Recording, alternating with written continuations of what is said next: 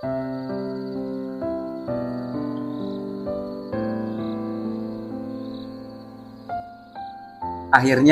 setelah 5 tahun, 23 Desember 2024, Balai Besar Taman Nasional Bromo Tengger Semeru membuka kembali pendakian ke Gunung Semeru. Tapi, sementara hanya dibatasi sampai Ranu Kumbolo. Nah, untuk nemenin teman-teman yang kangen Semeru dan mau mendakinya, gue ingin berbagi kisah seorang geolog bernama C.F. Glicknett yang pada 1838 jadi orang Eropa pertama yang berhasil mencapai puncaknya. Saya adalah orang pertama dari bangsa Eropa yang berhasil mendaki Gunung Semeru. Begitu teriak Glicknett ketika sampai di puncak Semeru. Begini ceritanya. Jadi, 18 Oktober 1838, Glicknett yang bertugas di Pademangan Pasuruan dengan ditemani sahabatnya seorang pejabat pribumi bersantai di halaman depan sebuah rumah sambil mengagumi keindahan Gunung Semeru. Menurutnya, Semeru terlihat megah dengan sinar matahari terbenam yang menyinari bagian puncaknya yang kelabu.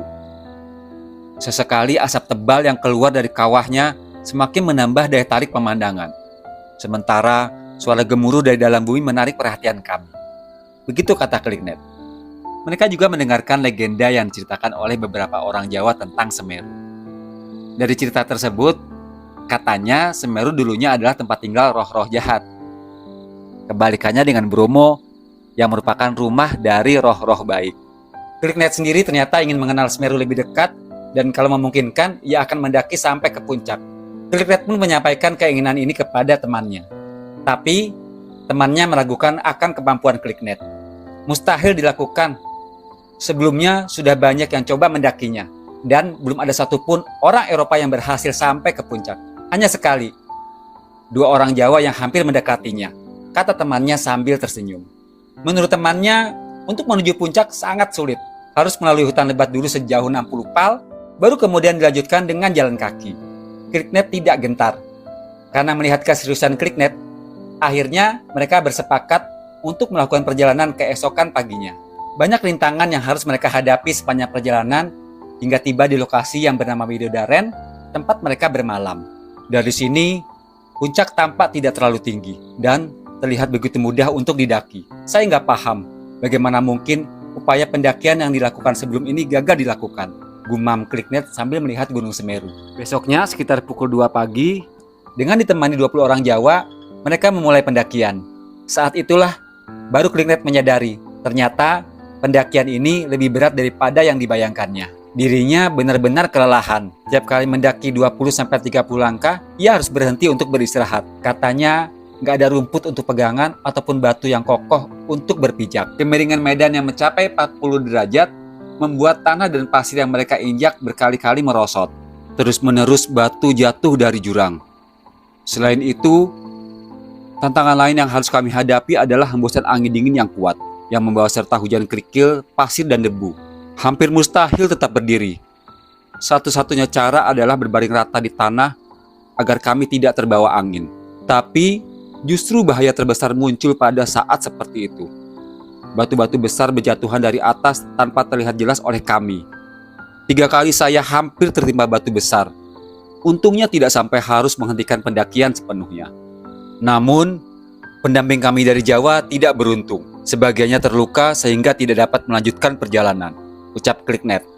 Lalu, Glicknett melanjutkan pendakian sendirian. Sekitar jam 10 pagi, dirinya baru sadar kalau telah terpisah jauh meninggalkan rombongan, sehingga dirinya benar-benar sendirian di tengah perjalanan. Angin saat itu mulai reda, namun teriknya matahari membuat Glicknett kelelahan, hingga jatuh terkulai di salah satu celah batuan. Sayangnya, saya saat itu tidak membawa air minum, sedangkan pemandu saya jauh tertinggal di bawah.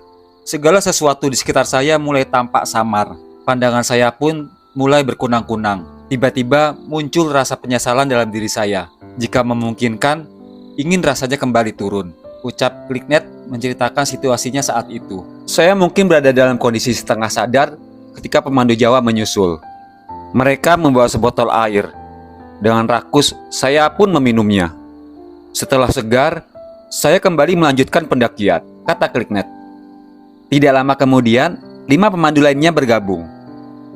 Dengan susah payah, sampai merangkak-rangkak, Akhirnya pada pukul 4 sore, setelah mendaki 14 jam penuh, mereka tiba di puncak. Sambil berdiri, Kliknet terkagum-kagum dengan apa yang dilihatnya. Saya adalah orang pertama dari bangsa Eropa yang berhasil mendaki Gunung Semeru.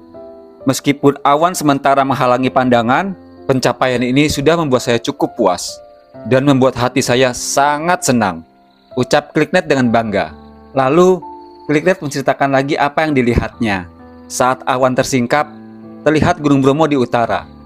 Lautan seolah tak berujung menyatu dengan awan di cakrawala. Hamparan subur kawasan Pasuruan tampak di bagian barat, sedangkan kawah aktif Semeru berada di bagian timur, yang sesekali memuntahkan asap, api, batu dan pasir hingga membumbung tinggi. Semeru dan Tengger serta area sekitarnya terhubung satu dengan lainnya. Menurut pengamatan Kliknet, puncak timur laut kemungkinan adalah tempat letusan pertama terjadi. Namun, setelah beberapa tahun tidak aktif, puncak tersebut akhirnya padam kembali. Mungkin setelah itu gunung ini lama tidak aktif sampai akhirnya puncak kedua memulai letusan, sehingga mengisi kawah pertama yang sudah padam dengan material vulkanik. Karenanya, hanya sedikit sisa kawah pertama yang dapat ditemukan. Puncak kedua ini terletak di Tenggara dan masih aktif hingga kini. Sedangkan puncak ketiga yang belum pernah mengalami letusan adalah yang tertinggi dan terletak di bagian barat daya dari kedua puncak sebelumnya. Inilah puncak yang Kliknet dan rombongan daki. Kata Kliknet, dari sana terdapat pemandangan yang megah kawah aktif namun mengerikan. Saya pernah mencoba mendekat dengan mengikat tali di tubuh saya, sementara ujungnya dipegang oleh teman yang lain. Namun, pemandu Jawa saya terlalu khawatir. Mereka segera memanggil saya dan menarik tali itu dengan cepat. Kekhawatiran mereka ternyata memang beralasan, karena pada saat yang sama, sebongkah besar batu runtuh dari tepi kawah dengan suara gemuruh yang mengerikan dan jatuh ke dalam mulut kawah yang menganga. Kata Kliknet menceritakan peristiwa mengerikan yang dialaminya. Menurut Kliknet, Semeru tampaknya sepenuhnya berasal dari material vulkanik, terdiri dari tumpukan batuan dan pasir. Lapisan-lapisannya dapat terlihat bergantian, setebal 3 hingga 4 kaki, dan kadang hanya berupa lapisan tipis. Menurut Kliknet, di puncak pada siang hari suhunya mencapai 35 derajat Fahrenheit. Sebelum turun, sebagai tanda pencapaian, Kliknet menyusun batu dan meletakkan botol berisi kertas bertuliskan nama-nama mereka. Dalam waktu singkat mereka akhirnya sudah kembali tiba di bawah. Sesampainya di tempat peristirahatannya semula, Kliknet merenungkan komentar rekannya yang mengatakan kenapa manusia mencari tantangan berbahaya seperti ini. Jawabnya, mungkin jiwa manusia selalu mencari sesuatu yang tak terjangkau, hingga akhirnya menemukan kedamaian dalam kehidupan setelah mati. Kita melakukan eksplorasi. Dengan ini saya akhiri ceritanya. Harapan saya ini dapat menjadi inspirasi para pecinta alam untuk mengambil langkah berani demi kepentingan geologi dan melakukan perjalanan serupa ke Gunung Semeru. Ucap Kliknet menutup kisahnya. Nah teman-teman, masih banyak kisah penjelajah di masa lalu yang melakukan eksplorasi di hutan dan gunung-gunung di Indonesia. Ikutin terus update-nya di media sosial.